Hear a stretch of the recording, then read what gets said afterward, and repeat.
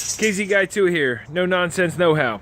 Wanted to show you today this NiLight 32-inch LED light bar I just put on my Tundra, 2004 Tundra, and I want to show you before and after light output test. Alright, so it's not too terribly dark out tonight. Regular lights, and there's the LEDs. So when you're driving, it certainly makes an excellent difference. I mean, especially on these trails and shit, it really helps out a lot. So now this particular one is 180 watts, and I paid $43 for it on Amazon.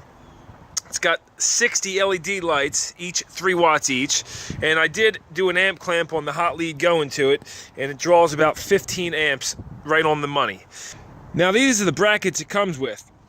It takes a 6mm by 1 bolt, threads in the side here, and these were a little too low for me because it would get in the way of my winch. So the way I did it, I ditched those and I actually used some copper pipe, cut equal lengths. They kind of fit in here perfect, and used a long stainless steel 6 by 1 bolt that threads in from this side, goes through into there. So nice and rigid on there, nice and solid. And what I kind of like about it is you can pan it, tilt it up if you need to with a good amount of force.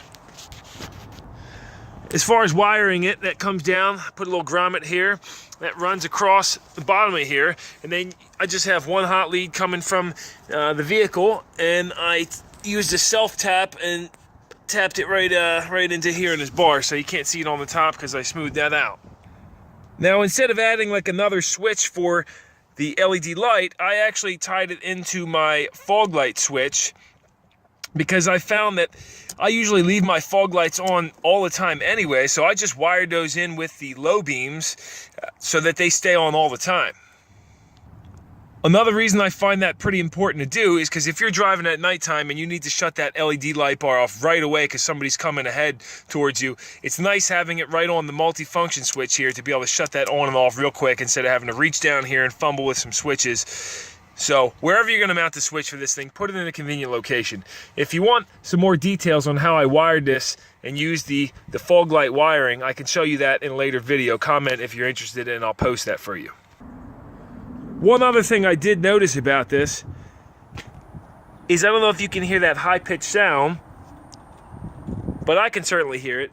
And I'm not sure if that's just because it's a lower-end LED light bar or if they all just do that. So, not sure about that. If somebody wants to comment and let us know, that'd be cool. Now, if you look into the USA-made ones, for the same light bar, you're going to spend upwards of $900 for something like that. So, for me, this fit the budget.